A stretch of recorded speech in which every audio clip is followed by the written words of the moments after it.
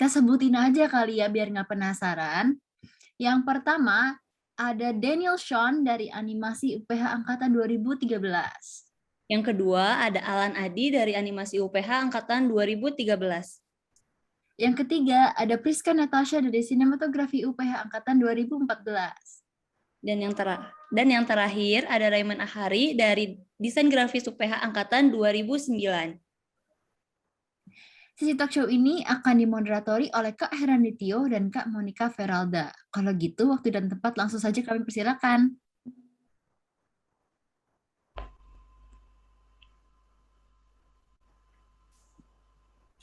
Nah, mantap.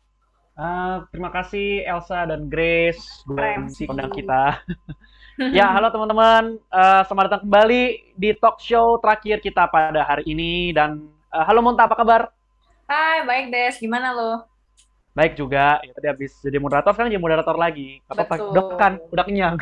Udah. Tadi gue ganjel-ganjel aja snack. Kita kenalan dulu sebentar ya. Gue Ides dari Animasi 2017. Gue Monica dari sinematografi Angkatan 18. Dan kita berdua bakal jadi moderator. Sebenarnya nggak moderator sih, kita jadi teman ngobrol aja lah ya. Kita kan ngobrol Betul. santai gitu. Kita santai-santai aja lah ya. Ya, untuk talk show kali ini. Nah, teman-teman gimana? Udah kenyang belum? Udah makan tadi kan ya? Udah ya, harusnya ya. Hope still got some space. Karena hari ini kita bakal ngobrol lagi. Kita bakal mungkin dapat daging lagi dari kakak-kakak kita. Ya, dan kita mau ngobrol sekarang sama tamu-tamu spesial kita. Kita sapa dulu kali ya, Mon. Halo kakak-kakak. Halo Kak. Halo. Semua sudah hadir ya. Wah, ini Kak Priska lagi di UPH ya? Iya. Beda sendiri background-nya, maaf ya. Sekalian jalan-jalan lagi ke UPH gitu. Iya, lumayan. Nostalgia ya. Iya. Oke deh, silakan mungkin dari para kakak-kakak bisa memperkenalkan diri, nama dan sekarang lagi sibuk apa. Kita mungkin mulai dari Kak Raymond dulu kali ya. Halo, ya. Kenalin gue Raymond. Gue sekarang lagi sibuk bangun PH biar bisa bikin iklan-iklan yang bagus. Mantap. Nama PH-nya jendela.co. Udah itu aja sih, sekian guys. Iya, aku salam kenal Kak Raymond. Semoga berhasil tuh ya PH-nya jendela.co. Kalau dia lihat sebenarnya proyeknya udah cukup banyak juga. Iya. Lanjut mungkin dari Kak Priska. Boleh kenalan? Boleh. Halo, saya Priska. Saya saya seorang produser. Terus lagi sibuk sama kerja aja di 13 Entertainment sebagai asisten produser, kreatif produser, dan di luar itu saya punya project-project sendiri juga. Jadi ya, sibuk produsin aja sih kurang lebih. Oh, oke. Luar biasa. Produser loh, mantap. Kita lanjut ke Kak Alan Adi. Apa kabar Kak? Boleh perkenalan? Halo, baik. Halo, gue Alan Adi. Gue angkatan 2013 ya di UPH dulu. Jurusannya animasi. Sekarang gue kerja di Studio Show Entertainment di Kuningan sebagai senior 3D modeler. Wow. Mantap. Keren. Loh, tadi udah dipuji tuh sama Kak Yohan gitu kerjaannya. Iya, gue nggak denger lagi. Iya. Udah si Kak Yohan udah bilang, "Wih, tapi kan alumni kalian ada tuh yang kerja bagus di show gitu." Oh, masih. Oke. Salam kenal Kak Alan. Dan yang terakhir Kak Daniel, boleh perkenalan dan sekarang lagi sibuk apa? Halo, saya Daniel, sekelas Alan, angkatan 2013. Sekarang saya independent illustrator freelance dan dulu juga jadi konsep artis di Viva Fantasia. Sudah. Oke, terima kasih Kak. Oke. Thank you ya kakak-kakak udah memperkenalkan diri dan nge-spill tentang pekerjaan kakak-kakak masing-masing. Nah, kali ini nih ya, sebenarnya emang tema kita kan heritage ya, tentang budaya. Tapi sebenarnya kita sekarang mau ngomongin yang budaya yang lebih kontemporer. Bukan budaya yang kayak turun-temurun dari nenek moyang gitu, bukan juga ya. Tapi kita akan ngomongin budaya yang lebih dekat sama kehidupan sehari-hari kita gitu ya. Dan lebih tepatnya itu, lebih spesifiknya kita akan dengerin sharing-sharing dari kakak-kakak tentang work ethics atau budaya dalam pekerjaan gitu ya. Apalagi kita semua kan satu satu industri, yaitu industri kreatif gitu ya. Bisa ada yang animasi, ada yang sinematografi gitu. Nah, kita akan dig deeper gitu ya. Gimana sih sebenarnya work ethics, budaya dalam pekerjaan itu seperti apa untuk kita yang emang nantinya akan terjun ke industri kreatif juga gitu. Oke, jadi kalau mungkin satu-satu dulu kali ya dari Kak Priska. Gimana sih maksudnya work ethics di dalam jadi seorang produser itu gimana sih gitu? Work ethic di industrinya gitu ya. Ya, betul. Sebenarnya kalau jadi produser sebenarnya sih yang penting niat ya. Bukan niat doang, tapi maksudnya it's not the easiest job gitu ya. Jadi kalau misalnya kita mau, sebenarnya sama aja menurut gue sama dengan work ethic lainnya. When you put that much effort to something, itu kan bakal jadi sesuatu gitu ya. Jadi keniatan lo untuk melakukan sesuatu itu harus ada. And I think that would make a good work ethic. Karena apapun yang kalian lakukan pasti effortnya juga kelihatan. Pasti hasilnya juga akan berpengaruh dari situ, menurut saya. Jadi, ya, betul. Terus kalau kayak positif negatifnya gitu Kak, ada nggak kayak maksudnya senang dan susahnya jadi seorang produser di industri kreatif itu seperti apa gitu? Senangnya sih banyak ya, karena memuaskan hasilnya. Menurut saya nggak cuman susahnya sama hasilnya tuh sepadan gitu menurut saya. Worth it ya? Worth it, ya. It's so worth it. It's so painful but worth it. Betul. Ya, jadi menurut saya sih karena secara pribadi saya ketemu itu ya, saya ketemu kepuasan di mana dengan ngelakuin banyak hal, dari entah itu hal besar atau hal kecil, perintilan atau enggak, dengan niat yang sama itu kekumpul jadi satu dan akhirnya jadi hal yang memuaskan sekali. Dan kita bisa tonton berulang-ulang, itu kan rasanya beda ya gitu. Iya, betul banget, betul. Bisa kita bawa kemana-mana gitu. Iya. Mungkin bisa inspire orang lain juga dari situ kayak. Betul. I think that's always a good thing. Oke, gimana kalau Kak Alan sekarang share tentang work ethics-nya? Ya, work ethics di modeling ya. Modeling tuh kan kesannya tuh kayak teknikal banget gitu ya. Kayak lo belajar teknis tentang komputer software gitu. Tapi menurut gue yang harus dipunyain seorang modeler itu jangan cuma skill modelingnya aja, tapi lo harus bisa enhance di skill-skill lainnya, misalkan dari sisi artnya gitu. Atau misalkan lo akan lebih baik jika bisa gambar gitu misalkan. Nggak usah jago, cuma bisa aja gitu. Itu menurut gue mempengaruhi hasil modeling lu nanti gitu. Karena lu kan berpikirnya udah dari 2D, dari 3D bisa semua gitu, menurut gue lebih bagus sih hasilnya gitu. Oke. Salah satunya itu misalnya. Kak Alan kayak kan waktu itu gue juga sempat ngobrol tuh sama Kak Putu, dia juga 3D modeler di Stairway Games. Yep. Dia juga cerita sih, memang itu gue setuju sama poin yang lu bilang tentang gimana seorang modeler juga harus belajar ilmu-ilmu yang lain gitu, atau seenggaknya tahu aja gitu. Emang gitu ya, apalagi itu juga membantu dalam pipeline gitu ya Kak ya. Oh iya. Paling enggak kayak lu nggak nyusahin orang setelah lu lah gitu. Nah, iya benar. Dalam workflow, kalau lu ngerti gitu. Jadi lu nggak kasih beban ke orang setelah lu, nanti lu jadi lebih ngerti, oh orang setelah gue tuh butuhnya apa sih gitu. Jadi kita bisa cover sebelumnya gitu.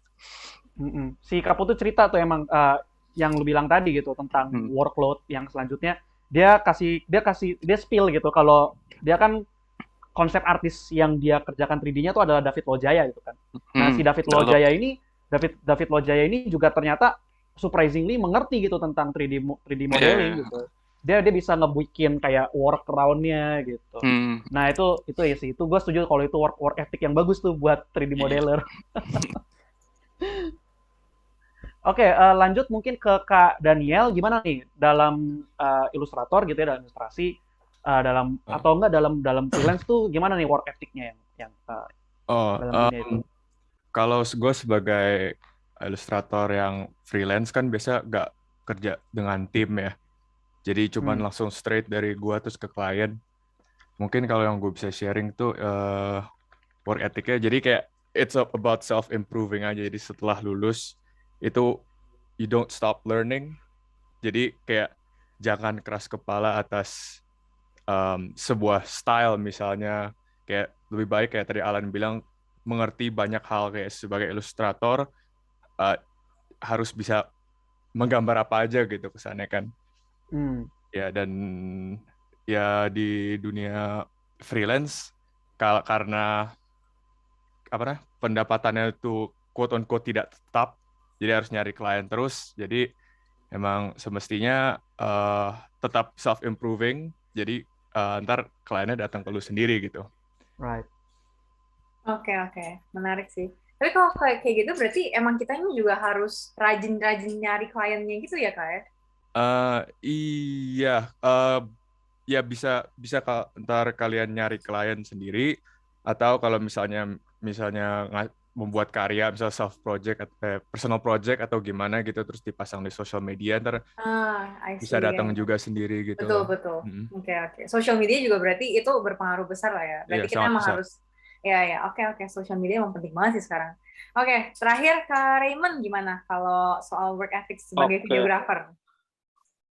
Mungkin gue lebih enaknya karena gue sekarang udah jarang bikin video sendiri. Gue mungkin bilang enaknya gue jadi entrepreneur yang kerja di bidang kreatif. Jadi gue sebagai entrepreneur yang di bidang kreatif, paling gue work ethic itu penting untuk nge-build tim lu, tim dari videonya sampai tim pre-pro-nya sampai tim post-pro-nya. Jadi ya kayak yang tadi si Alan cerita, lu tuh harus mikirin orang setelah lu. Jadi contoh misalnya dari gua ke klien, gimana caranya gua nggak nyusahin tim produksinya dari bikin cerita yang tetap kreatif tapi produksinya nggak sesusah itu dan nggak butuh buang biaya sebanyak itu untuk kliennya, contoh kayak gitu. Terus dari produksi gua harus mikirin ntar post pro-nya kayak apa. Terus apakah tim post pro kita sanggup bikin itu atau enggak, ya sampai kayak gitu sih. Kalau gua paling kayak gitu kali ya ceritanya. Oke. Gitu, jadi Oke, makasih Kak. Menarik juga ya, memang sebenarnya ternyata meskipun di dunia desain gitu ya, sepertinya kan kita mengagung-agungkan skill gitu. Tapi sebenarnya soft skill itu juga justru penting juga gitu ya. Dalam kita memanage hubungan kita dengan teammates kita, dengan klien kita gitu. Dan gue jadi teringat waktu itu juga pas ngomongin sama Kak Putu gitu, bahwa emang kunci utama dalam pekerjaan itu adalah be good. Baik terhadap orang-orang gitu. Kayak nobody wants to work with asshole gitu. Nah, kita lanjut aja ke pertanyaan selanjutnya. Kan memang ini industri kreatif itu sebenarnya masih relatif muda ya, masih muda gitu dibandingkan industri lain gitu, dan masih berkembang. Nah, ini emang harus diakui, kita tuh sebenarnya cukup privilege gitu ya, dapat bisa bekerja dan bisa belajar di industri kreatif ini dan didukung oleh orang tua kita gitu. Nggak semua orang bisa seperti itu gitu. Nah, mungkin ada nggak dari kakak-kakak yang ada cerita gitu tentang gimana cara menghadapi penolakan dari orang tua, atau gimana sih bisa memastikan orang tua gitu kalau gue kerja di industri kreatif tuh bisa ngasilin duit gitu. Mungkin kita mulai dari Kak Priska tadi. Tak tembak langsung. Sebenarnya pertanyaannya sebelum ke orang tua, kalau ke kalian dulu bisa nggak? Boleh. Nggak, maksudnya sebelum kita bisa prove ke orang tua kita kalau kita bisa survive nih di industri ini dengan cara ini, kita bisa kok bertahan dan ada prospeknya gitu. Menurut saya pribadi sih, selama kamu bisa membuktikan itu ke diri sendiri, kita udah merasa pakem nih, kita juga bakal lebih mudah nggak sih kalau ngomong sama orang tua. Instead of saying kayak kita mencoba menjelaskan kenapa nggak kasih lihat langsung gitu. Memang susah. Memang mungkin menurut mereka kayak ini apa kerjanya, cuman ngumpul-ngumpul doang. Kayak karena kalau kita lagi meeting bilangnya kayak ngumpul-ngumpul gitu, atau mungkin gambar doang kok bisa kayak gitu. Dan lebih gampang sih kalau ke orang tua urusannya lebih ke hasil ya. Selama kita bisa kasih lihat hasilnya, selama kita bisa kasih lihat Achievement-nya mungkin kalau memang ada ya why not gitu. That would make it easier. Kan mereka yang butuh cuma itu. Iya, mungkin yang lain ada cerita lagi atau dari sudut pandang yang berbeda gitu. Bagaimana? Mungkin dari Kak Daniel gitu, gimana waktu itu? Oh, um, ya kalau misal buat ke orang tua secara langsung sih, gue personally nggak pernah ada masalah convince mereka buat percaya bahwa gue bisa menghasilkan duit gitu ya. Cuman emang tadi yang kata Pika benar gitu, yang ada confidence terhadap diri sendiri dan harus mengerti gitu dalam industri ini dibutuhkannya apa, bukan cuman yang diajarin di kuliah, cuman harus ngambil aspek yang kata dibilang soft skill lain yang untuk memperbaiki self development diri sendiri yang akhirnya bisa ntar merasakan di dunia nyata gitu, ngerti nggak sih? Jadi kayak Oke. emang harus cobain dulu dan some trial and error dan akhirnya ya hasil membuktikan gitu. Makasih Kak. Iya. Ini untuk Kak Raymond nih. Apa tuh? Kan bisa dibilang sebenarnya kakak nih yang paling senior di antara kita semua gitu. yang paling dikakakkan gitu. Nah, gue pengen tanya aja sih, ini kan berhubungan dengan jawaban Kak Priska tadi tentang pentingnya, kalau yang gue tangkap yaitu visi gitu. Kita sebagai sineas atau animator atau pekerja industri memang harus punya visi dulu. Nah, kita harus udah yakin baru kita bisa memastikan kita bisa kasih tahu orang tua kita gitu tentang visi. Nah, kalau dari Kak Raymond sendiri, visi itu tuh apa artinya buat kakak gitu? Dan itu seberapa pentingnya untuk misalnya untuk entrepreneurship seperti kakak gitu? Oke, kalau gue bisa bilang visi itu penting banget karena mungkin beda ya. Kalian kan udah kuliah benar-benar fokus sinema. Waktu itu kalau pas zaman gue kan gue masih di kafe. Betul, iya. Belum ada itunya ya. Gue pun nggak belajar apapun basic tentang sinema. Gue belajar dari ngikut-ngikut ya sinematografer lain di luar kampus. Habis itu ya coba build sendiri, buka sendiri sampai punya tim. Waktu itu sih kalau gue visi itu penting banget karena kalau nggak ada visi pas lu lagi down gitu, ya mungkin orang tua sama sih. Kalau orang tua zaman gue lagi lebih bingung lagi, lu ngapain sih foto-foto? Kalau gue dulu malah dibilangnya emang tukang foto bisa kayak apa sih gitu kan. Terus karena dia nggak tahu gue tuh sebenarnya bikin video, yang dia tahu gue pegang kamera ya gue foto gitu. Terus ya udah sih, kalau nggak ada visi ya lu udah down dari kapan tahu sih. Jadi visi itu penting, lu harus tahu lu mau jadi apa, kedepannya kayak apa. Terus apalagi lu punya PH yang lu harus tahu visi PH-nya mau kayak apa. Mau bikin iklan, mau bikin film, mau bikin apa kan ada visinya. Kalau nggak lu punya banyak tim yang lu bawa dan tim lu bingung juga pasti lu mau kemana nih PH gitu. Jadi kalau nggak ada visi ya habis lah gitu. Lebih bahaya ya, bisa karena kakak juga memperkerjakan orang gitu, membawa nasib orang juga gitu ya. Karena itu secara nggak langsung kan tanggung jawab lu juga. Oke. Untuk Kak Alan nih, tadi juga berbicara tentang skill dan soft skill gitu ya. Sebenarnya kan khususnya di modeling gitu ya, kita kan pakai software yang khusus gitu ya, software tersendiri. Kalau misalnya Maya atau Blender gitu. Nah, kan pas di kuliah tuh sebenarnya nggak diajarin gitu, dan itu masih basic level, gitu kan, masih kulit gitu, iya. Nah, dulu lu pas awal mulai itu lu gimana tuh pengalaman yang kerja sebagai 3D modeling? Apakah lu belajar dulu pakai kursus atau langsung terjun belajar sambil ngerjain gitu? Oh, dulu sih waktu kuliah nih, gue tuh ceritanya merasa nggak diajarin terlalu banyak di kuliahnya gitu ya. Jadi gue tuh hampir merasa ini gue nanti lulus jadi apa nih gitu. Sementara udah terjun, udah ngambil jurusannya, tapi merasa kurang aja gitu. Akhirnya gue coba-coba ngambil kayak semacam kursus animasi adalah satu studio, dia punya kayak sekolah gitu. Nah, gue ngambil dan gue lulus dengan nilai yang bagus gitu di situ. Cuma dari situ gue nggak lanjutin bidang itu. Kan waktu itu kursusnya animasi ya, animating gitu, bukan modeling. Tapi gue beralih ke modeling gitu. Kenapa? Oke. Karena gue nggak merasa enjoy aja ngerjainnya. Gue nggak terlalu suka ternyata gitu. Walaupun bisa ya gitu.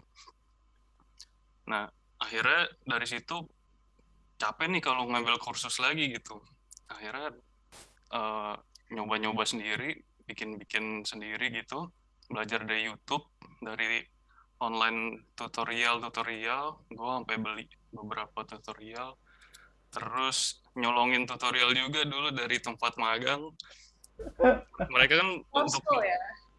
untuk ngerjain project pasti dia punya banyak banget tutorial gitu. Nah itu gue ambilin semua, gue tontonin satu-satu. Akhirnya ya itu coba-coba nyari freelance. Cara best practice-nya tuh menurut gue ya. Oke. Nyari freelance tuh lu gimana ya? Bukan, maksudnya itu udah kasus beneran gitu dan lu harus bisa selesain gitu karena lu dibayar. Jadi lu mau nggak mau harus belajar dan harus bisa gitu. Nah, dulu tuh gue kayak gitu bisanya. Ya, tapi emang Oke. paling best tuh belajar dari kerjaan sih Alan ya. Betul. Oh iya. Kalau nggak ada tuntutan buat lo dibayar sih, jujur aja lo nggak bakal sebelajar itu. Ya, masuk kuping kiri keluar kuping kanan biasanya. Ya udah. Teori. Kalau misalnya lo dibayar kan ada pressure ya, lo dibayar segini nih nggak bisa deliver, udah. Dan saya tuh naik gitu kan. Ya tapi Kak Alan kan emang tuh menarik juga ya. Itu gue kira juga cukup relate gitu dengan teman-teman gue yang baru graduate dari animasi gitu. Kita kan memang diajari sebagai generalis ya di kampus gitu. Dan gue percaya itu nggak cuma di animasi doang, pasti sinema juga generalis gitu. Nah kalau dari Kak Alan sendiri setelah lulus itu kita harus ngapain nih? Apakah harus magang, harus freelance kayak lu tadi, atau harus ngambil kursus? Nah itu gimana tuh? Apa tiga-tiganya langsung? Kalau setelah lu lihat gitu dari masa lalu sendiri, kira-kira apa nih yang paling optimal gitu? Menurut gue UPH kan udah punya privilege untuk magang tuh, diharuskan kan, nggak semua Betul. kuliah diharuskan magang, dan itu menurut gue berguna banget sih magang itu, dan lu harusnya manfaatin program magang itu sebaik mungkin, lu cari the best studio yang bisa lu dapet gitu ya, karena kalau istilahnya kantor pertama lu tuh yang akan ngebentuk lu nanti gitu. Oke. Kan biasanya habis magang kalau bisa lu lanjut lah di situ gitu ya kalau emang cocok. Iya, gitu. iya. Nah di magang itu menurut gue pelajarannya banyak banget karena lu terjun pertama kali di dunia industri yang benerannya itu kan di magang itu gitu. Nah di situ ya lu gali lah sebanyak mungkin kalau bisa ya. Dulu tuh gue sampai lembur-lembur, padahal gue nggak ada kerjaan. Jadi ikutan lembur aja gitu, nongkrong di situ nanya-nanya. Padahal ya yang kerja ya beberapa orang yang lembur aja gitu. Tapi nambah temen kan, Lan? Nah, nambah temen, nambah koneksi. Nanti setelah lu lulus, lu pakai dah orang dalam itu. Luar biasa. Networking lah namanya. Iya, betul. Makasih Kak. Thank you. Oke. Mungkin kita ke pertanyaan selanjutnya. Aku percaya sih di sini kakak-kakak semua tuh pekerjaannya sesuai dengan passionnya ya. Ya nggak sih, kalau aku lihat-lihat ya maksudnya kayak emang aku sebenarnya penasaran sih. Kayak apakah dari dulu tuh kakak-kakak di sini tuh udah tahu jelas gitu loh. Apakah itu memang passion gue dan gue pengen kejar di situ gitu. Atau along the way kalian find out kalau ternyata gue di sini gitu. Itu pertama. Sama sekalian jawab juga kalau dalam pekerjaan itu kan pasti kan ini ya, ada plus minusnya dan ada di saat-saat dimana kita tuh feeling inspired banget dan ada juga art blocks gitu. Kalau istilahnya sih art blocks ya kalau buat kita. Nah gimana sih caranya untuk melewati itulah, melewati art block ini gitu. Nah oke, mungkin kita bisa mulai dari Kak Daniel dulu. Art block ya. Oh ya ini kayak kerja. Gue pas masuk kuliah. Jujur pas kan gue Alan angkatan pertama yang ada cabang animasi sinematografi sama desain Ya. grafis ini. Gue pas masuk gue mau jadi desainer grafis karena gue nggak tahu tadi ya. Iya. Terus ya habis itu dibilangin beberapa dosen kayak kalau kamu suka ini mungkin lebih baik masuk animasi gitu kan. Dan sejak itu baru gue mulai cari tahu tentang jadi konsep artis, ilustrator apa yang dibutuhkan dan ya cari-cari sendiri dari free time lah. Terus kalau masalah art block mungkin karena gue juga kan kerja setiap hari kalau ada klien kerjanya sama terus kan, jadi kadang-kadang yang lu sebut passion tuh bisa pelan-pelan kayak ini apakah ini beneran passion gue gitu kan. Aduh capek iya, aduh capek kebanyakan nih, tapi kayak you have to like stop and think gitu. Ini emang dari dulu emang gue mau ini dan gue beruntung bisa kerjain ini, kayak kayak yang lain tuh kayak it could be worse gitu loh, maksudnya kayak I could be doing something else gitu. Harus meyakinkan diri sendiri gitu ya. Kalau masalah setuju. Berarti be grateful lah ya, kita harus niat gitu kayak kalau kita lihat masa lalu kita tuh sebenarnya udah ada di posisi di mana kita tuh dreaming about this gitu ya kan. Jadi oke, itu menarik banget sih, itu perspektif menarik. Oke. Next, mungkin Kak Raymond coba gimana? Kalau tentang passion di masa lalu sama sekarang itu udah sesuai belum? Sama art box-nya tuh gimana? Cara melaluinya? Oke, kalau menurut gue sih gimana ya? Kalau gue sih berubah terus ya. Jadi kalau dibilang passion gue dari dulu kayak gini, enggak. Karena awal buka jendela itu awalnya cuman bikin agency malah. Terus akhirnya along the way gue ternyata cuman suka di part bikin video. Terus sampai akhirnya kita bikinin video-video doang. Terus sampai kecemplung kayak portfolio banyakan video ya. Klien-klien juga taunya jendela tuh PH ya. Jadi dia ngebentuk jendela itu adalah PH tuh kebanyakan klien. Jadi pas ikut pitching, jendela tuh agensi ya. Orang-orang tuh ngeliatnya ternyata bukan agensi ternyata. Ya udah akhirnya kita bikin PH. Jadi kalau ditanya ya passion dari dulu sampai sekarang sih cukup berubah ya. Gitu. Apalagi dari dulu gue nggak tahu dunia ini, taunya desain grafis. Dulu sempat juga freelance ya bikin logo. Ya cukup beda lah sampai jadi kayak sekarang gitu. I see. Oke, lanjut ke Kak Alan. Gimana kok Kak Alan? Ini termasuknya apa ya? Gue masuk animasi tuh aliran cap cip cup gitu. Jadi dari awal masuk UPH gitu ya, nggak pernah kepikiran ada animasi gitu boro-boro. Jadi semester 4 tiba-tiba disuruh pilih jurusannya. Ada 3 penjurusan kan, grafis, sinem, animasi. Wah, bener-bener blank tuh, nggak tahu apa-apa kan. Nah dari situ mulai tuh pencarian. Nih awalnya sih mau grafis ya, karena masuk DKV tujuan awalnya tuh masuk grafis gitu. Iya. Cuma kayaknya ngelihat marketnya itu animasi tuh lagi mau berkembang nih ceritanya kan dulu di Indonesia gitu, dan belum banyak mungkin pelaku industrinya gitu, belum banyak yang bisa lah gitu. Kalau grafis kan nanti gue mikirnya lulus lu bersaingnya sama banyak banget nih gitu. Akhirnya ya udah deh animasi gitu. Begitu masuk animasi, buset, gue sih udah diambang antara lulus dan tidak lulus gitu. Setiap tugasnya tuh menyiksa menurut gue. Waduh. Karena apa Panaldo. Hey. Jangan dong. Tapi kenapa udah emang? lulus. Kenapa emang? Ngeriak. Karena apa ya? Pertama gue nggak hobi gambar gitu. Dan semester awal animasi kan lu belajar dan harus bisa gambar kan. Kalau enggak lu nggak lulus gitu kan. Nah padahal yang gue nangkap sekarang setelah terjun di industrinya ya untuk jadi animator lu nggak harus bisa gambar gitu. Tapi kuliah mengharuskan lu untuk bisa supaya nanti lu bisa milih kan passion lu tuh yang di bagian mana sih gitu. Nah tapi kan untuk masuk ke 3D lu harus melewati 2D dulu. Nah itu yang gue nggak bisa dulu. Jadi dulu tuh gue sering kayak tuker-tukeran tugas sama Daniel juga gitu. Daniel tuh nggak suka 3D gitu. Jadi kalau tugasnya 2D gue minta dia kerjain, kalau tugas 3D gue yang kerjain gitu. Kayak tugas tukeran. Pilih teman yang baik. Iya. Udah lulus beberin aja semua ya. Oh my god, seru juga nih. Ini Jadi dibilang mengorek. fashion juga ya gimana, orang dulu nggak tahu gitu. Cuma ya ditekunin aja udah terlanjur gitu ya. Iya. Didalamin ya lama-lama ya lumayan suka. Iya. Terus kalau dibilang artbox ya lu udah nggak boleh professionally, nggak boleh mikirin itu sih.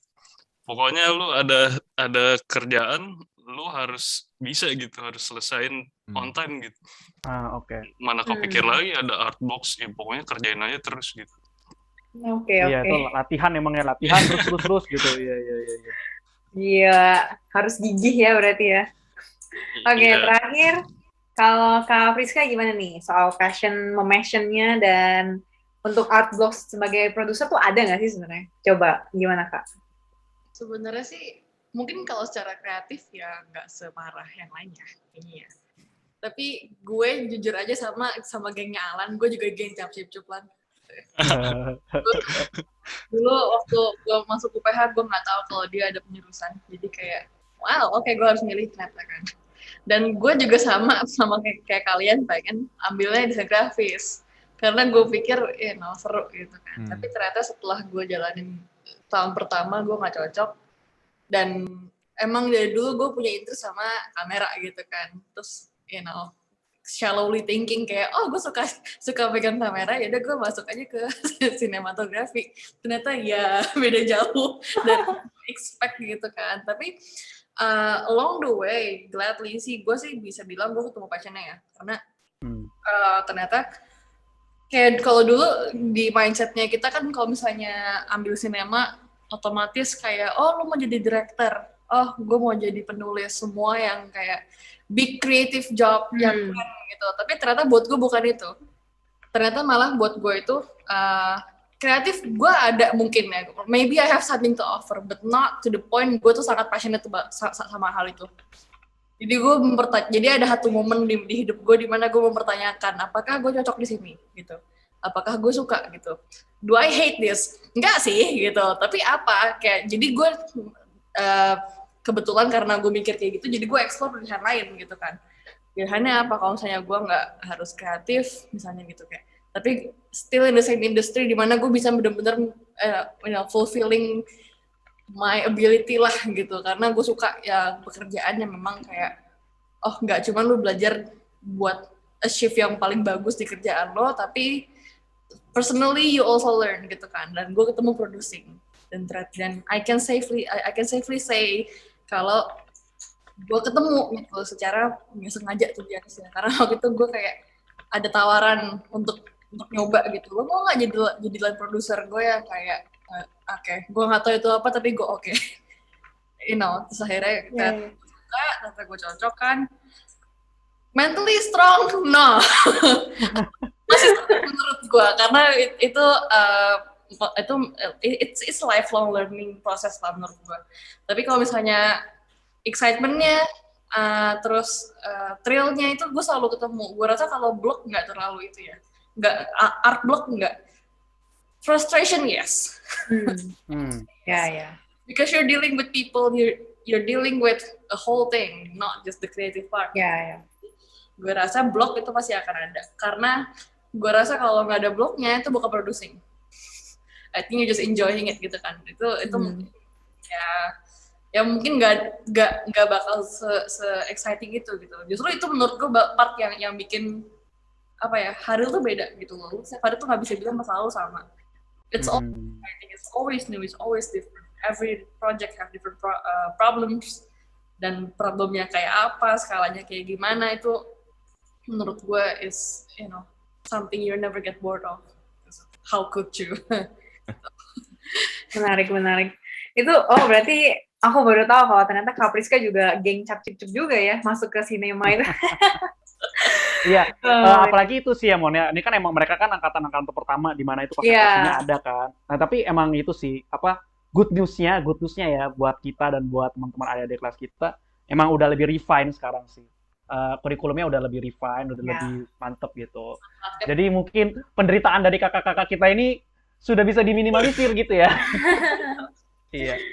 Udah belajar lah ya dari yang masa lalu gitu ya. Iya, ya cukup bisa dimengerti sih. Tapi ya apa keren sih, maksudnya gue setuju sama kakak-kakak semua. Ada mungkin dari beberapa yang sudah menentukan passion dari awal gitu, sudah mempunyai visi gitu. Tapi juga ada yang berani mau ya udah kita berenang aja Iya. dulu gitu, sambil menelan air gitu kan. Gitu. Jadi ya bagus sih. Kita langsung lanjut aja kali ya ke pertanyaan selanjutnya, Mon ya. Ya, silakan Des. Nah, ini cukup menarik. Tadi juga udah sempat dibahas sedikit sama Kak Yohan gitu ya. Tentang dan juga sudah dibahas sama Kak Lucky dan Bu Lala gitu tentang ideologi. Kan memang mahasiswa itu identik dengan sangat apa ya, ideologis gitu ya. Wah, gue mau bikin karyanya yang seperti A B C D E gitu. Misalnya dalam konteks heritage misalnya ya, wah, gue mau bikin cerita tentang wayang dari A B C D E gitu. Nah, tapi kadang-kadang ya gitu, ketika di depan di dunia kerja, oh ternyata tidak terlalu komersil gitu kan. Nah, gue pengen tanya sih, mungkin dari Kak Raymond dulu kali ya. Gimana sih cara menyeimbangkan Boleh. antara komersial dan ideologi mahasiswa gitu yang didapat pas masih kuliah gitu sih. Oke, mungkin kalau lu tanya gue karena gue udah kejauhan, karena gue udah apa ya, udah jarang idealis lagi kali gue bilang sekarang. Jadi gini, gue selalu membedakannya setiap project dan gue bisa ngebedain klien mana yang beneran percaya gue dari bikin a whole yang dia mau, bikin video kayak apa, sama klien yang hire gue cuman karena dia nggak tahu mau bikin video sama siapa. Gitu. Jadi kalau ditanya ideologi sama yang cuman harus ya udahlah asal jadi, ya lo harus pintar-pintar ngebaca orang, harus pintar-pintar ngebaca klien lo, harus pintar-pintar ngebawa diri lo, sama harus pintar-pintar nyelipin ideologi lo di setiap karya lo. Jadi misalkan ada satu karya yang lu nggak suka banget tapi di karya itu harus jadi dan harus bagus, karena kalau nggak bagus lu malu-maluin diri lu gitu dan nama lu bakal jelek. Jadi setiap karya yang lu bikin, walaupun kliennya misalkan bisa dibilang nggak satu selera dengan lu harus selipin ideologi lu di situ. Gimana caranya ya lu harus mikir gitu. Oke. Gitu sih mungkin. Jadi kalau pesan dari gua ya buat anak-anak kampus ya coba, ya itu harus gue susah sharing karena gue belajar itu dari pengalaman doang sih, pengalaman ngobrol sama klien, pengalaman ngeyakinin klien gitu sih. Oke. Tapi memang apa namanya, tidak bisa dipungkiri ya saat-saat mahasiswa inilah saat kita bisa berbuat kesalahan, bisa eksperimentasi gitu ya Kak ya. Tapi ya dunia kerja juga bisa buat kesalahan kok. Oh gitu. Ya bisa lah, masa nggak bisa gitu. Iya. Ya kalau buat salah ya yang penting lu nggak kabur aja, lu tetap standby aja, ya terima aja diomelin. Iya benar. Ya tanggung jawab bro gitu. Cuman kalau dibilang kalau dunia kerja nggak bisa berbuat kesalahan ya nggak juga, mungkin bisa lah, tapi harus diminimize. Nggak mungkin nggak sih? Iya harus, nggak mungkin lah perfect apa gitu kan. Iya kan kita masih manusia ya. Iya. Oke, kita lanjut ke Kak Daniel ya. Itu gimana menurut kakak lu Kak? Dulu pas kuliah pernah nggak ada clash gitu antara wah gue dulu maunya kayak gini tapi sekarang harus kayak gini gitu? Kalau kuliah mungkin enggak ya, tapi yang gue experience banyak tuh kalau pas udah mau lulus dan kayak mikir ke depannya gitu, kayak oh ya ntar gue abis lulus ini gue bakal jadi ini dan gue bakal keren. Tapi kayak sebenarnya kayak being idealistis itu ada bagusnya, cuman buat mulai-mulai itu mungkin ditahan dulu sebentar gitu. Jadi untuk kalau tadi yang gue bilang tentang nyari ada antara nyari klien atau klien yang nyari lu gitu. Kalau misal lu awal-awal kan misal belum dikenal belum apa kan, memang lu harus nyari kliennya, harus appeal to people gitu. Mungkin kayak lebih baik untuk menyesuaikan diri untuk klien-kliennya dan apa yang lagi trendy, apa yang lagi terkenal gitu. Usahain dibisain dulu gitu loh, walaupun lu nggak suka. Tapi ya selagi nggak kerja primary work-nya gitu, kerjaan idealisnya tuh dikerjain sebagai hobi lagi gitu loh. Jadi berkembang terus. Jadi pada suatu saat demand lu tuh bakal nyampe ke ideal lu. Jadi buat awal-awal mungkin kan belum nyampe gitu ya. Gue kayak yang misal style yang gue mau, yang ini style gue gitu, belum ada yang suka gitu kan, karena mungkin belum di refine atau lu belum ada acknowledgement dari mana portfolio kurang baik. Tapi ntar pada suatu saat itu ada waktunya di mana sisi idealis lu tuh bisa keluar kalau misalnya everything is played perfectly gitu loh. Oke, mungkin sedikit follow up question buat Kak Daniel ya. Ini kan perihal dunia ilustrasi sama freelance gitu ya. Yeah. Nah, sama yang udah lu bilang tadi tentang dapat proyek yang nggak lu suka. Tadi Kak Raymond juga bilang ya, dapat proyek yang lu nggak suka tetap harus kerjain gitu. Nah, kalau dari lu sendiri, lu pernah nggak ngalamin kayak gitu, kayak dapat kerjaan yang sebenarnya lu nggak suka tapi lu harus kerjain, dan terus gimana nih cara biar bikin standar antara proyek yang lu suka dan proyek yang lu tidak suka itu sama gitu. Oh, jadi kalau dalam dunia ilustrasi.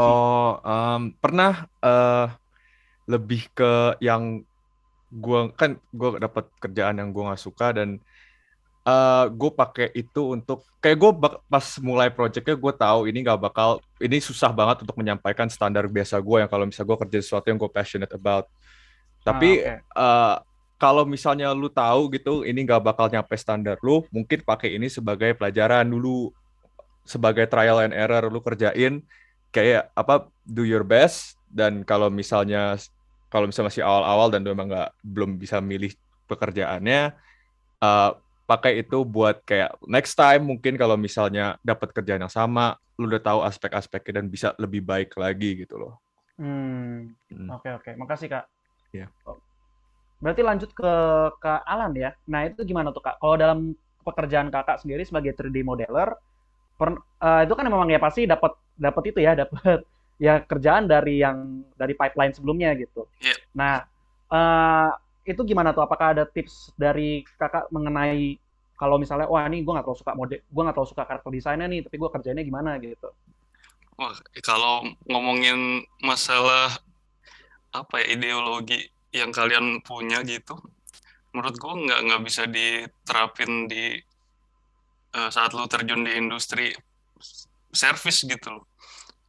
Karena lu service ya benar, itu kata kunci khususnya ya, service ya. Khususnya service, karena begitu lu dapat kerjaan itu ya lu harus kerjain gitu. Lu nggak bisa ini gue nggak suka, gue nggak bisa kerjain ya gitu. Iya. Ya. Oh maaf, dalam konteks ini service itu maksudnya service studio kan ya? Iya. Maksudnya kan ada dua jenis pekerjaan. Yang satunya IP, yaitu lu punya kerjaan lu sendiri, lu bikin film lu sendiri. Yang satunya lu ngerjain film orang lain gitu. Nah, itu service. Kalau ideologi itu menurut gue bisa lu pakai ketika lu bikin IP. Oke. Ya, benar-benar.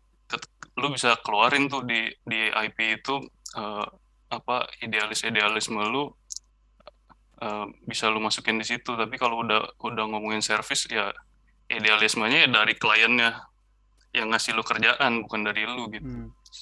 Kalau terutama lu sebagai produksinya ya gitu. Iya. Gitu. Emang itu ya, maksudnya itu juga profesionalisme seorang service gitu ya. Sebuah studio service adalah justru kita yang harus mewujudkan ideologi dari IP-nya gitu kan ya. Iya bener. Oke. Nah ini lanjut ke Kak Priska nih. Nah ini cukup menarik sebenarnya. Apalagi kalau di industri film gitu. Kita kan ngelihat banyak nih, mulai banyak film yang sebenarnya pasarnya lebih ke arah festival gitu. Film-film yang rada-rada avant-garde gitu kan ya. Nah, tapi ya nggak bisa dipungkiri juga kalau yang terkenal di Indonesia yaitu ya macam-macam film-film dan sinetron-sinetron gitu kan ya. Nah, itu gimana tuh Kak kalau dari Kakak sendiri, apakah ada pengalaman seperti itu di mana Kakak harus membuat sebuah kisah atau memproduksi sebuah film yang sebenarnya nggak lu terlalu suka gitu, tapi lu harus tetap jalanin? Ada sih. Kalau ngomongin produksi sesuatu yang memang bukan gue banget, of course ada. Karena personally, I think di industri gue rasa itu caranya dapat pengalaman. Karena lu mau mulai dari mana kan, lu nggak bisa milih ya kadang ya. Kayak you might not have the privilege to choose where you start. Jadi apapun yang lo dapetin di depan lo ya lo ambil dulu. And it might not be something that you like. tapi lu butuh gitu, lu butuh pengalamannya, lu butuh kenal orangnya gitu.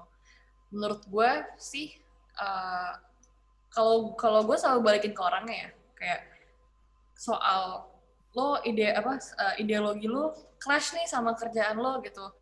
Itu bukan sesuatu yang kaget sih kalau buat gue ya, karena of course bener kata Alan, lo kalau misalnya kerja service, lo tuh literally menyenangkan klien gitu loh. Iya. Mau gitu, you can put your ideas on it kalau mereka minta gitu loh. Tapi again itu pekerjaan. But when it comes to your project, jadi menurut gue porsinya gimana, situasinya gimana, kayak tipe klien kayak apa gitu loh. Apakah mereka nyari lo karena memang ability lo atau ideologi lo, atau memang cuma ability lo aja gitu. Menurut gue mesti pintar ngeliat juga ya. Kalau of course pernah gue pegang sesuatu yang gue gak suka, but again work is work gitu loh. Jadi kalau gue personally sih, gue tuh I learned the hard way kalau misalnya ideologi lo nggak selalu apa yang orang suka.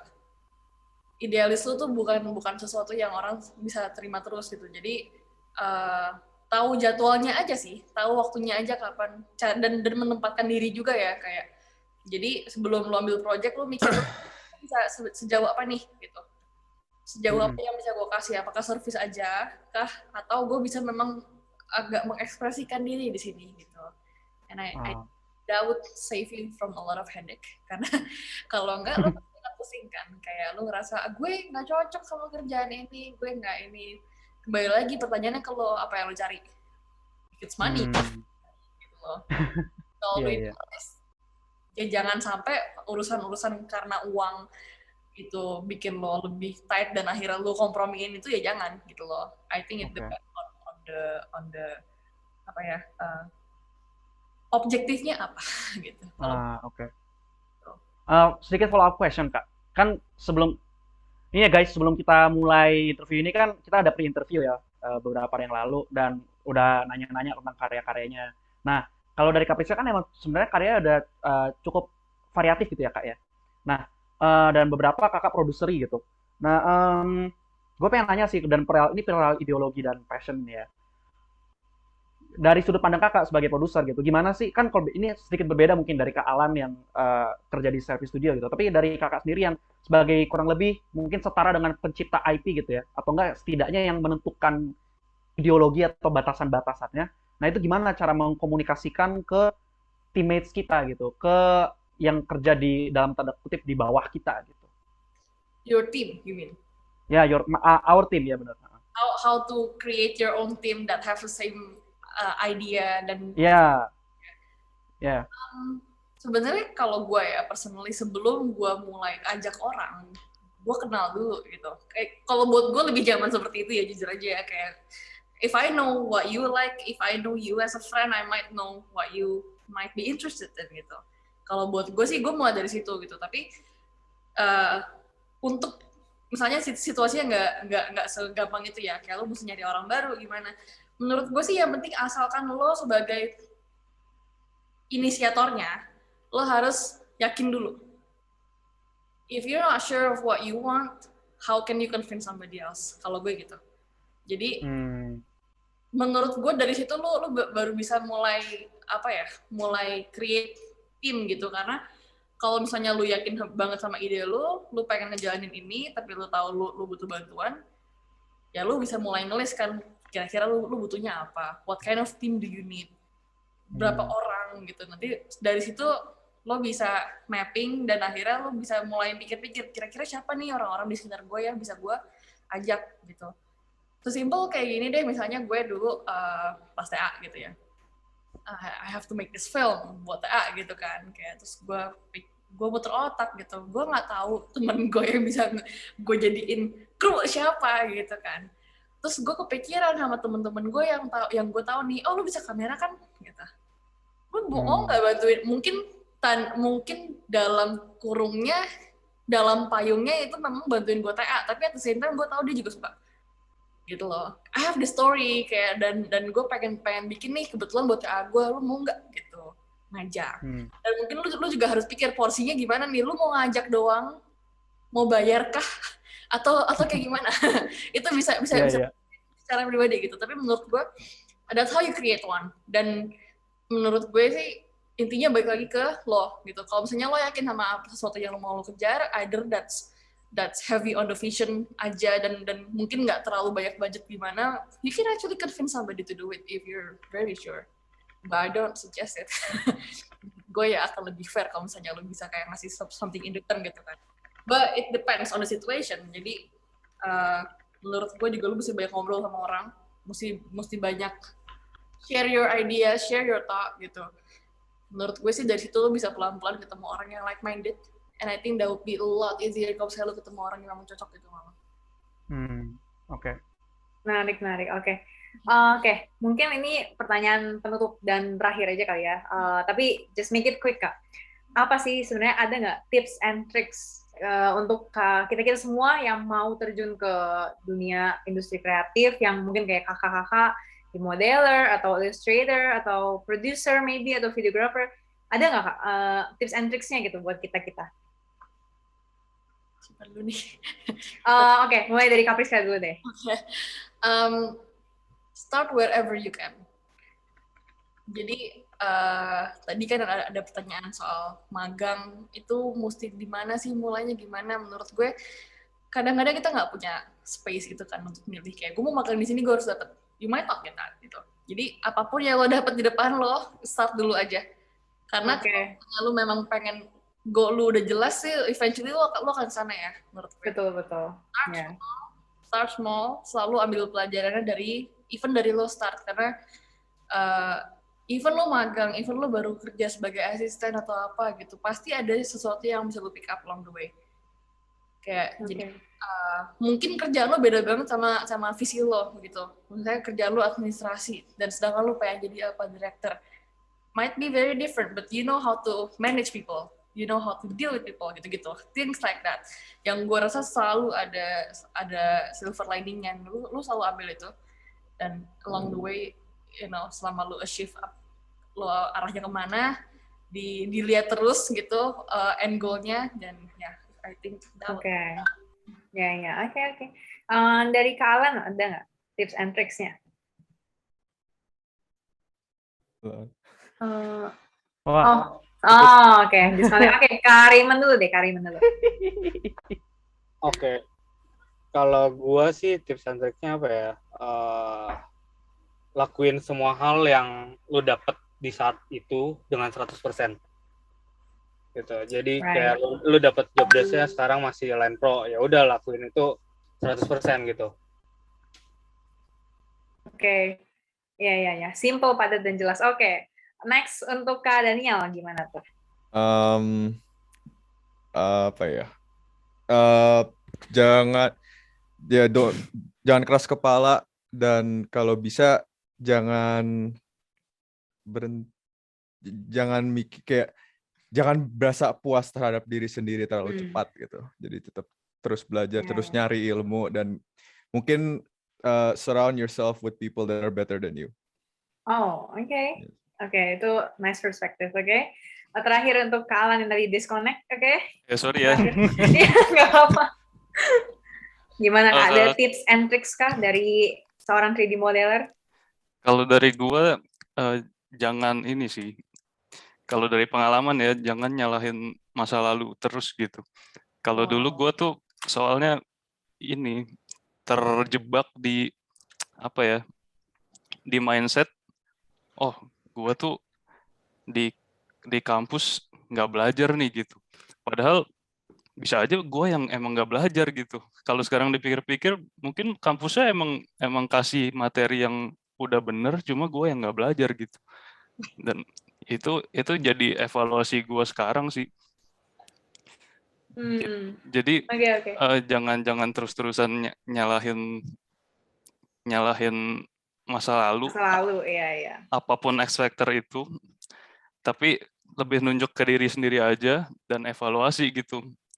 Gue kurangnya di sini, gue butuhnya ini gitu. Jadi ya cari terus untuk nambah wawasan sama skill itu, lu harus kayak haus gitu untuk cari itu gitu.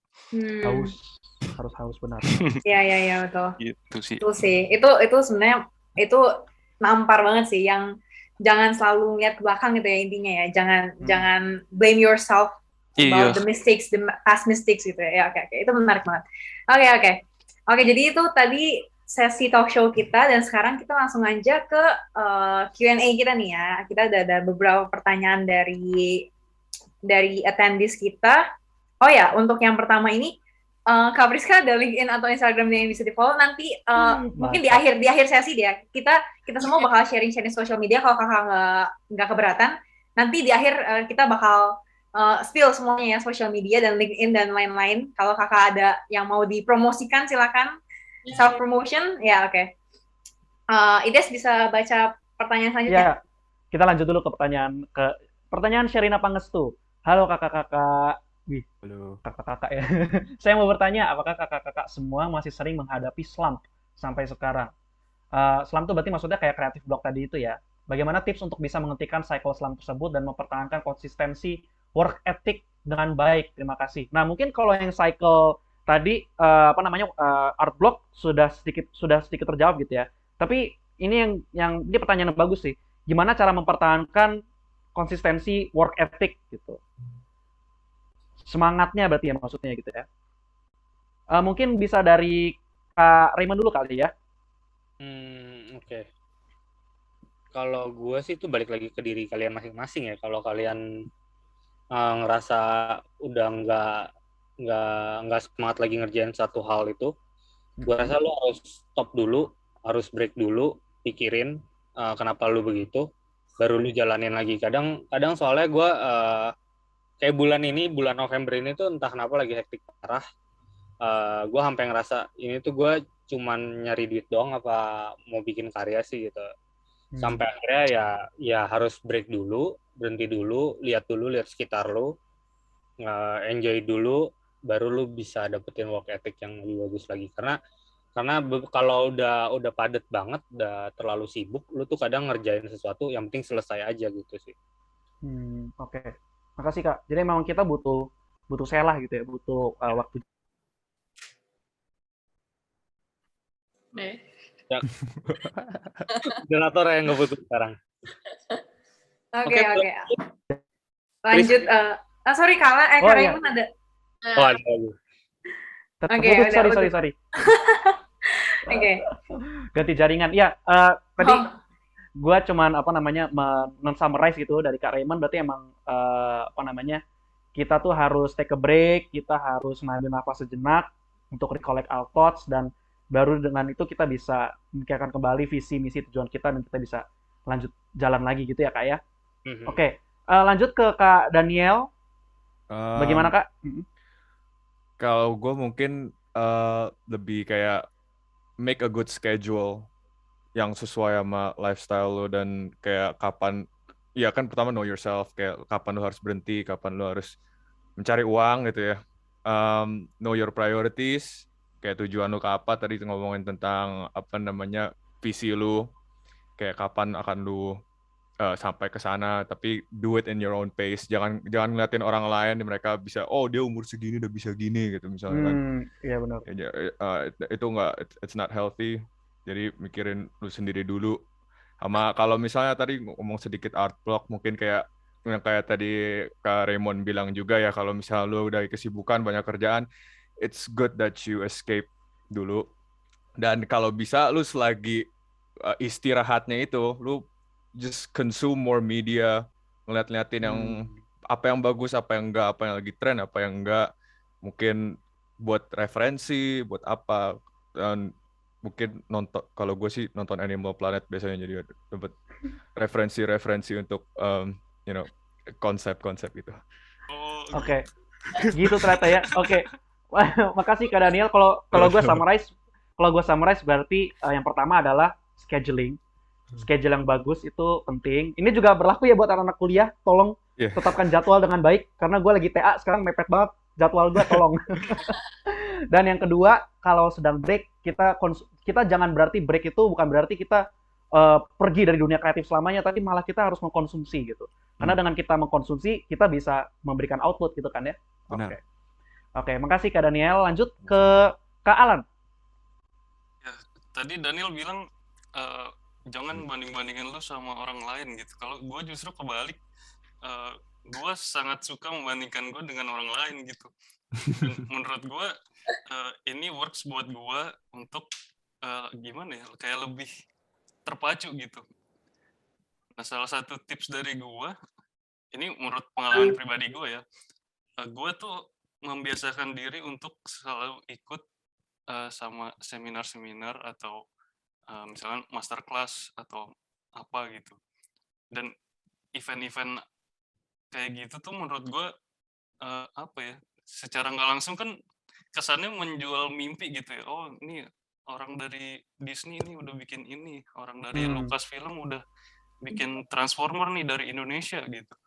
Dan mereka sharing tentang Porto itu, dan gue tuh gimana ya, semacam iri tapi bukan dalam konteks negatif gitu, ngerti gak sih? Termotivasi gitu. Nah, tapi lebih ke gila ini orang udah bisa sampai sini ya gitu. Ya. Gitu sih. Kalau gue dari yang tadinya misalkan apa kayak udah jenuh nih di industri ini, kayak masa kerjanya gini-gini doang gitu. Terus gue nonton mereka yang se-excited itu sama bidangnya dan karyanya segila itu, gue malah lebih kayak merasa jauh lebih terpacu gitu sih. Oke. Jadi Menarik sih, rajin-rajin itu lah. perspektif yang beda gitu dari Kak Daniel dan Kak Alan. Kayak maksudnya satu bilang jangan bandingin sama orang lain, tapi satunya malah justru itu yang memotivasi gue gitu.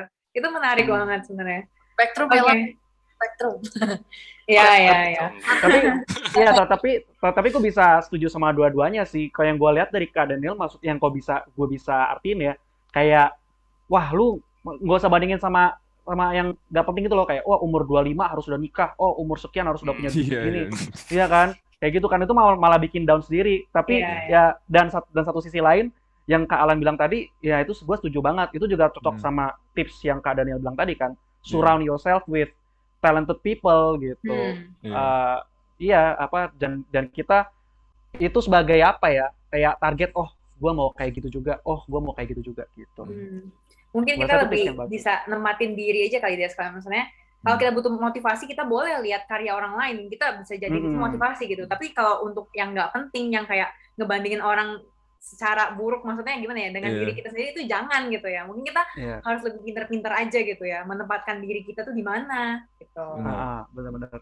Gue juga setuju sama Alan yang Alan ngomongin juga. Cuman kan it's never black and white selalu gitu loh. Ada aspek-aspek yang harus lo ambil. Lo butuh motivasi dan lo butuh istirahat juga kadang-kadang gitu loh.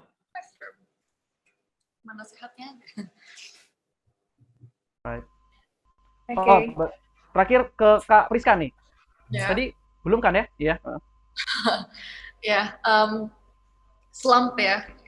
Mungkin kalau di producing beda kali ya, lebih ke arah turun, like as in jatuh, gagal gitu, bukan soal art block kali ya.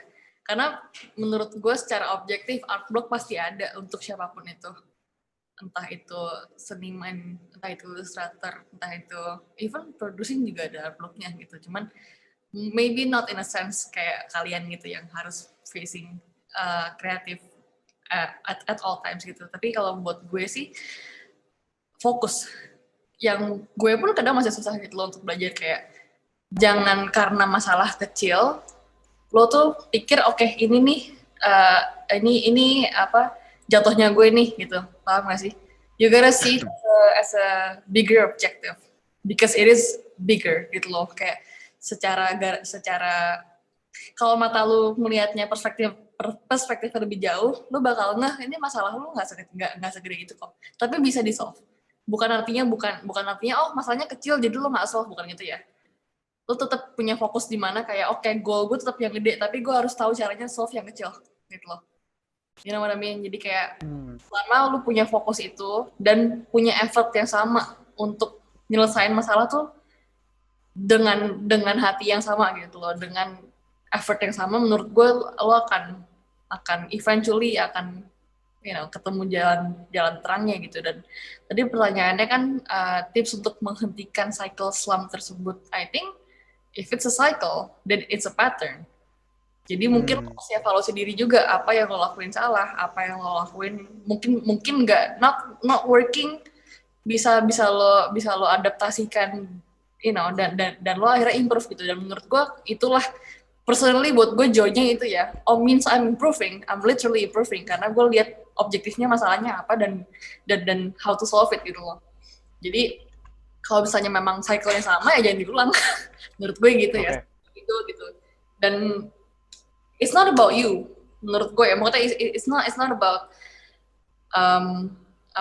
lo gagal, bukan soal karena lo kurang kompeten buat kerjaan itu, tapi lebih ke arah objektifnya aja. Kayak ada masalah ya lo selesaikan gitu. Itu yang gue juga I learned it hard way karena kayak lo susah kan nggak to not make it personal gitu loh, karena sulit. Tapi menurut gue selama lo bisa come back to that sense di mana kayak masalah tuh artinya memang ada masalah aja, bukan karena lo gitu. If it's true, then improve. Why not gitu? Kenapa enggak gitu loh. Jadi lo mesti punya mesti punya kesadaran buat kayak gue memang salah tapi nggak apa-apa. I need to move on gitu. Karena kalau buat gue objektifnya filmnya. This is something I really wanna say. So that matter. Me nanti gue nomor 2. Yang penting gue nggak nyakitin orang. Yang penting gue nggak merugikan orang atau kru misalnya gitu. As long as I can just objektif gue filmnya. Cerita ini mesti gue sampaikan karena gue mau karena ya gitu. Makasih Kak. Kalau bisa disimpulin berarti emang evaluate dan kita harus fokus ke objektif dan juga what matters is the story, what matters is the project gitu ya. Oke. Makasih Kak. Lanjut kita ke pertanyaan selanjutnya. Ada pertanyaan dari siapa ini? Passwordnya apa? Ya, dari Arthur nih, ini bagus. Ini Arthur nih anak pra-TA abis ya. Jadi pasti dia pertanyaannya juga menjurus-jurus ke sini gitu, sama seperti gue mau nanya juga. Halo kakak-kakak, saya penasaran. Apa kegiatan utama yang kakak-kakak lakukan tepat setelah lulus dari perkuliahan? Apakah langsung terjun ke industri atau ngambil studi lagi? Nah, itu silakan tuh dijawab. Dari Kak Daniel dulu kali ya. Setelah lulus, waktu itu lu langsung ngapain gitu? Pas lulus, gue sekolah lagi. Untuk MCDET itu ya? Iya, karena kan gue setelah lulus kan kayak generally gue tahu apa yang gue makan lakukan. Tapi pas saat itu juga interest gue mulai makin mendalam gitu loh. Jadi emang gue nyari sesuatu yang spesifik aja. Abis itu baru gue langsung terjun. Oke. Makasih Kak. Berarti emang specialization ya? Iya, specialization. Mencari spesialisasi gitu. Itu juga penting sih.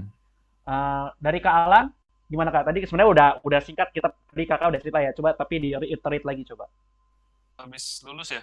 Habis lulus gue langsung masuk ke satu company.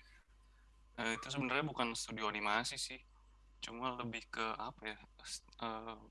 Dia develop apps gitu. Dan gue bikin 3D-nya lah gitu. Oke. Nah, setelah dari situ baru tuh merasa ini bukan industri yang gue bayangin nih gitu. Baru gue nyari-nyari studio yang emang fokusnya untuk kerja di bidang film animasi, khususnya serial movies ya. Tuh. Jadi akhirnya berakhir di studio show ini bikin serial. Oke. Makasih Kak. Berarti emang sempat ada hiccup sedikit di awal ya, tapi habis itu juga tetap kurang lebih specialize gitu ya. Dari tempat yang pas. Soalnya gitu. dulu kan ya pokoknya lulus yang penting kerja dulu deh gitu. Iya benar-benar. Apapun oke lah dulu. Sekarang lebih milih-milih gitu. Oke, dari Kak Priska, gimana Kak? Setelah lulus waktu itu langsung ngapain? Paling pertama. Kebetulan dulu pas disuruh magang aku lanjut ya. Oh gitu. Jadi kan magang terus TA gitu kan. Nah kebetulan aku memang masih lanjut setelah magang tuh masih nggak putus gitu. Cuman hitungannya jadi langsung kerja dari magang itu. Jadi even setelah lulus tuh nggak berasa kayak ada transisi kayak sekarang udah mungkin gap year tuh nggak ada gitu. Jadi kayak langsung ya udah kerja aja karena dari kemarin juga udah kerja gitu. Right. Ya, jadi langsung sih kalau aku sih. Oke, makasih Kak. Itu ya apa namanya? Cocok sama yang tadi ngomongin tentang magang. Iya, Kalau itu magang udah cocok banget, berarti udah langsung kerja di sana aja gitu. tapi Jadi habis itu teman aku nggak cocok sih. Maksudnya kayak eh, bukan industrinya waktu itu malahan. Oh, oke. Magangnya di media kecil dan aku dulu fotojurnalis instead of Hmm, producer. Tapi yang tadi aku bilang masih apply. Apapun yang di depanmu ya tetap aja ada pelajarannya. Karena dari pengalaman itu aku jadi lebih lancar ya ngomong sama orang even though stranger gitu. Jadi lebih luas aja gitu. Dan banyak sih hal-hal kecil yang menurut aku bantu ya buat sekarang aku jadi produser. Jadi ya so I take it karena menurut aku at the time I was happy doing it gitu. Dan oke. memang suka juga pengalaman and then decided to pindah jalur itu juga setelah itu gitu. Jadi align aja sih semuanya sih selama kita mau nyari itu ya silver liningnya. Oke, makasih Kak. Terakhir dari Kak Raymond ya. Dulu gimana Kak jadi ceritanya dulu? Langsung dari Kalau lulus langsung gua ngapain? pas lulus kuliah liburan dulu 3 bulan. Wih, mantep. Habis itu baru nentuin mau kuliah lagi, kuliah film atau kerja. Waktu itu sih sempat mau kuliah film sih, tapi cuman karena banyak faktor lah yang bisa gua nggak kuliah film lagi.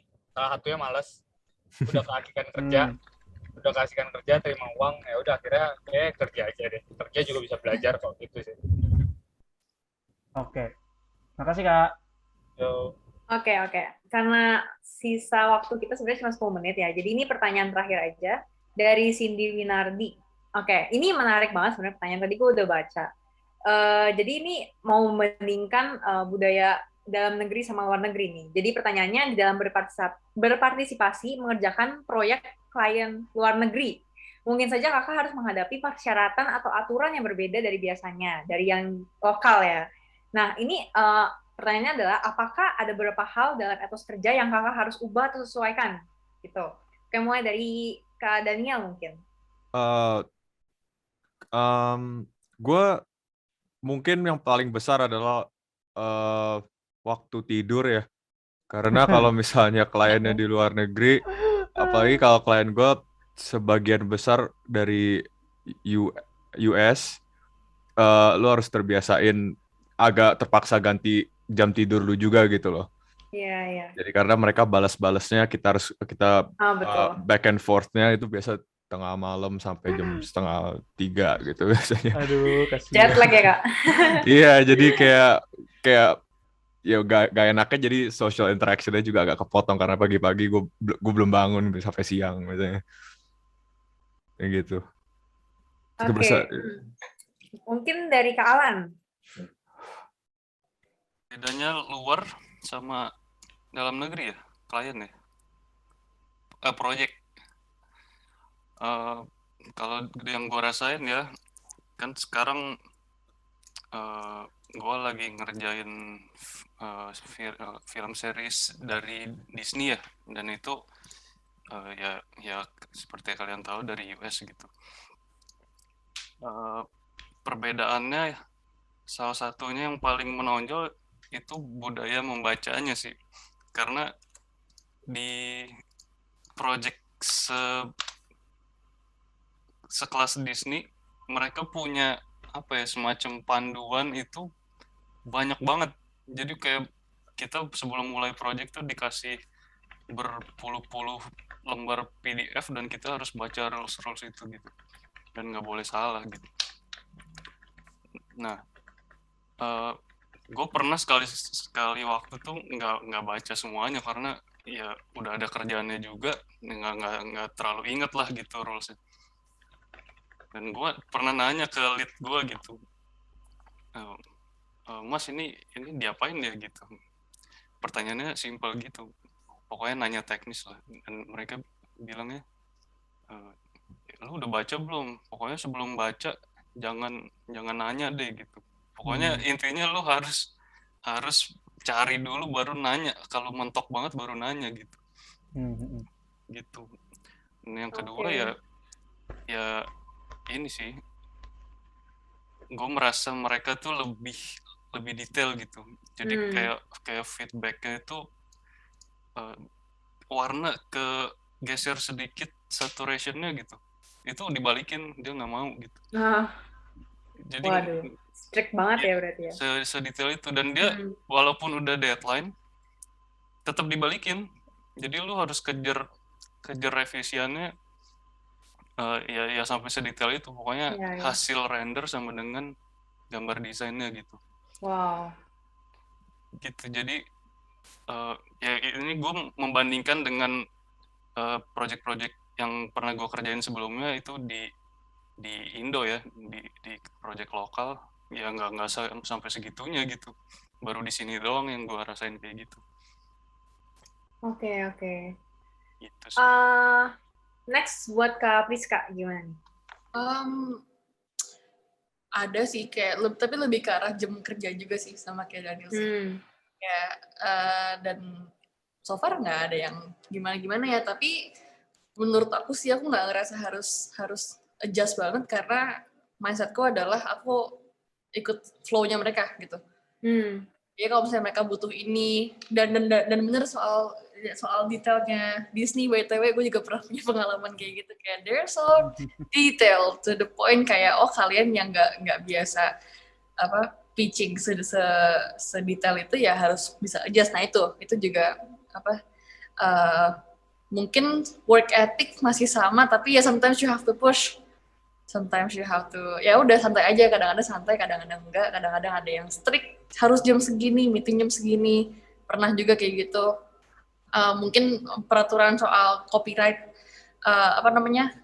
barang mereka gitu, IP-nya mereka kalau dipakai harus kayak gimana, itu mungkin itu ya yang kita menyesuaikan ya, karena tapi menurut gue kalau misalnya ngelihat kalau kayak gitu tuh case gitu loh, jadi tergantung apa dulu yang kita lihat, yang kita hadepin. Nah itu ya yang penting riset sih menurut gue ya, ask around.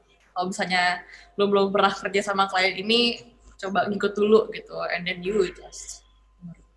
Oke, berarti ya harus bisa beradaptasi juga sih ya, kayak harus lebih fleksibel juga ya, apalagi kita di industri kreatif. Oke, terakhir Kak Raymond gimana nih Kak? Oke, kalau gue mungkin kalau dari direct klien luar negeri sih belum pernah. Gue selalu lewat agency. Jadi gue entah itu gue ngedit atau gue cuma ngerjain syuting part yang ada di Indonesia. Kalau sejauh ini sih sebenarnya gue nggak bisa bilang klien luar negeri dan dalam negeri itu beda banget atas kerjanya atau standar mereka. Semua balik ke individunya. Di dalam negeri sih juga ada yang work ethicnya bagus dan yang punya standar bagus sih. Jadi yang paling beda itu jam sih kalau menurut gue. Jadi ya dari kirim file, kirim data, meeting, semua ya ngikutin jam mereka. Karena tim kerja mereka kan, kalau gue waktu itu Eropa, seringnya di Eropa. Jadi tim mereka tuh kepencar, ada yang di Eropa, ada yang di Greek, ada yang di Indo juga, ada yang di Malay. Nah kita semua nyesuaiin jam gitu sih. Gitu. Oke. Lebih ke jamnya berarti ya, sama kayak Kak Daniel sama Kak Alan. Oke, mungkin segitu aja kali ya, Des ya. Iya. Sesi Q&A kita udah selesai. Pertanyaan udah dijawab semua oleh kakak-kakak. Oke, mungkin ya sampai sini aja kali ya, Des ya. Iya. Kita tutup nih. Oke, terima kasih nih atas pertanyaan-pertanyaan tadi. Yang terakhir pertanyaan bagus banget. Jawaban dari Kak Raymond juga bagus. Ada Kevin. Halo Kevin. Poin-poin tadi bagus banget ya. Mungkin emang sebenarnya work ethic Indonesia dan luar negeri tidak harus berbeda. Justru kita harus mengikuti standar mereka kok gitu. Maksudnya kita juga harus berkembang malahan gitu ya. Jadi terima kasih atas pertanyaan-pertanyaan teman-teman dan waktunya kakak, dan terima kasih. Ya, dan terima kasih juga kakak-kakak yang sudah menjawab. Ya, sorry sebelumnya. Tadi ada pertanyaan pertama tuh yang nanyain sosial medianya kakak-kakak nih. Nah, boleh banget nih, ini saatnya untuk sharing-sharing sosial media kakak-kakak. Ada yang mau di-share LinkedIn atau Instagram or anything? Kak Priska? Instagram saya itspika. ITSPIKA, silakan di follow. Oke. Dicatat ya teman-teman. Ya. Sama kebetulan film saya masuk JAV, jadi nanti kalau ada online streamingnya, stay tune kalau mau ya, sekalian promo kan tadi katanya. So Oke. kalau LinkedIn sama juga namanya. Jadi saya juga Oke. Thank you Kak Priska. Kak Daniel ada?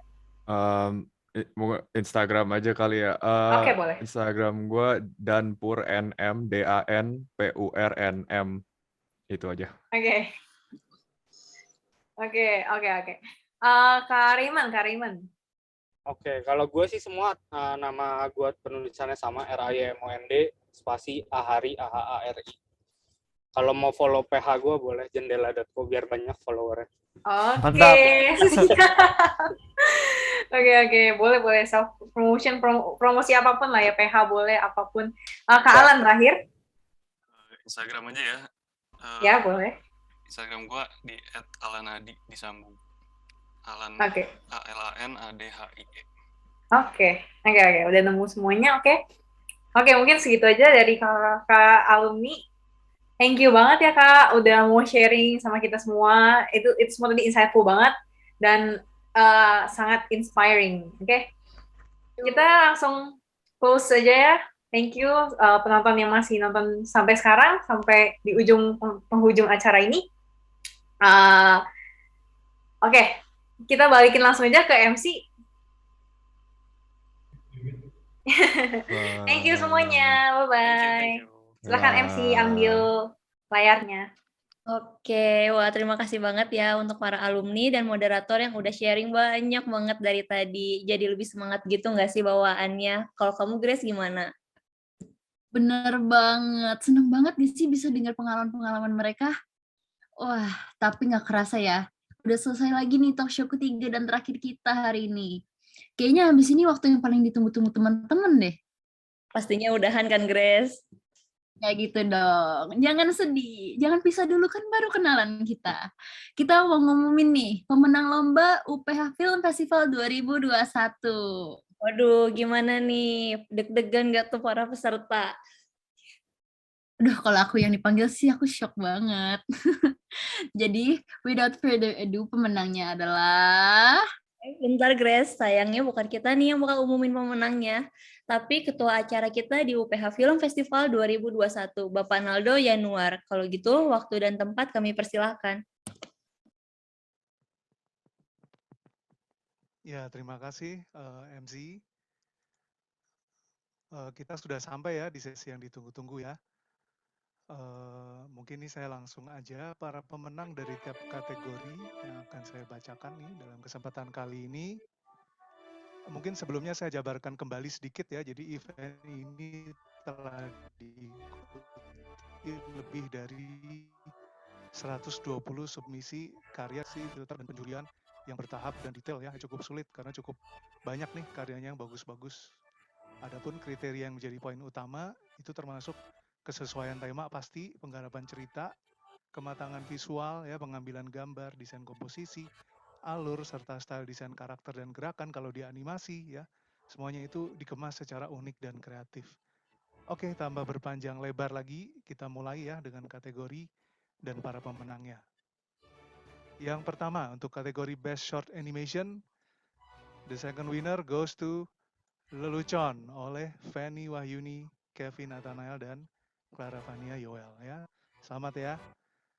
Dan untuk pemenang pertamanya dimenangkan oleh Hatachi, oleh Jason Tirtanegara. Congratulations ya. Oke, kita masuk lagi ke kategori berikutnya, yaitu Best Documentary. Dengan posisi kedua dimenangkan oleh Sang Yang Widi, oleh Kenzi Reza Hehanusa. Ya, selamat ya. Dan juara satunya adalah Bungkam oleh Mutiara Indah Pelangi. Selamat untuk kedua pemenang. Kita masuk lagi ke kategori berikutnya, yaitu Best Fiction Film. Juara kedua dimenangkan oleh Ucup, karya Wahyu Muka. Ya, selamat. Juara satu pemenangnya adalah Petan, ya Petan ya, oleh Nanda Ayunda, Wilson dan Stefano Eka. Selamat untuk para pemenangnya. Kita masih ada kategori terakhir, yaitu kategori Best Student Fiction film ya, dengan posisi juara kedua dimenangkan oleh Revisi Final Banget karya Gita Mustika Ayuwardani. Dan juara pertamanya adalah Hulup oleh Ahmad Rizky Cusaini. Selamat ya semuanya. Demikian sudah semuanya pemenangnya kita bacakan. Saya ucapkan selamat sekali lagi ya kepada seluruh pemenangnya. Teruslah kreatif dan semangat terus dalam berkarya. Kita kembalikan lagi ke MC. Terima kasih untuk ketua acara kita, Bapak Naldo Yanuar yang sudah mengumumkan pemenangnya. Selamat ya semua, keren banget karya-karyanya. Nah, untuk pemenang lomba nanti akan segera dihubungi oleh panitia ya, atau bisa juga menghubungi langsung panitia kami untuk info lebih lanjut melalui nomor yang sudah ditampilkan di slide ini ya teman-teman. Nah, buat yang belum menang, jangan berkecil hati ya, tetap semangat. Nah, sudah sampai penghujung acara nih kita. Karena kita sudah memulai acara hari ini dengan doa, ada baiknya kita tutup juga dengan doa. Saya akan pimpin doa penutup secara Kristiani, bagi yang beragama lain boleh berdoa sesuai dengan kepercayaan masing-masing ya. Berdoa mulai. Bapa, terima kasih Engkau telah menyertai seluruh rangkaian acara hari ini sehingga dapat terlaksana dengan baik. Kiranya ya Bapa, acara hari ini bukan hanya menjadi berkat bagi yang mendengar, tetapi juga bagi orang-orang di sekitar kami. Dan kiranya ya Bapa, Engkau yang berkati setiap dari kami yang masih memiliki aktivitas setelah acara ini selesai. Terima kasih ya Bapa, hanya dalam nama-Mu kami berdoa dan mengucap syukur. Amin. Berdoa selesai. Amin. Oke, makasih ya Grace atas doanya. Nah, sebelum kita bubar, buat teman-teman yang masih penasaran nih dengan karya-karya yang udah disubmit di UPH Film Festival tahun ini, semuanya sudah bisa ditonton di YouTube channel UFF ya teman-teman. Jangan lupa untuk ditonton karya-karyanya karena setiap video itu hanya akan ditampilkan di YouTube dalam jangka waktu yang terbatas. Jadi jangan sampai terlewat ya. Benar banget. Nanti akan ada 7 video yang berisi 3 showcase, 3 video animasi, dan terakhir khusus film yang udah menang. Bakalan ada linknya masing-masing kategori dan linknya ada di chat Zoom ya teman-teman. Nah, selanjutnya untuk melihat semua update tentang acara UPH Film Festival bisa juga dipantau terus di Instagram kami @UPH Film Festival. Jangan lupa untuk disimak dan di-follow ya teman-teman. Betul banget. Oh iya, pihak panitia juga ada nyiapin link evaluasi untuk acara hari ini nih. Kami ingin meminta bantuan teman-teman semua untuk bantu panitia kami improve di acara UPH Film Festival selanjutnya dengan mengisi form evaluasi ini. Link sudah diberikan oleh panitia di chat Zoom ya. Kalau gitu, dengan ini acara UPH Film Festival 2021 sudah selesai. Kami selaku pembawa acara memohon maaf bila ada salah kata dan ucap ya. Saya Elsa Vita Rahman. Saya Graciela Henderson. Kami pamit undur diri ya. Bye! Nah, buat teman-teman yang sudah mengisi form evaluasi, teman-teman sudah dipersilakan untuk live ya. See you! See you!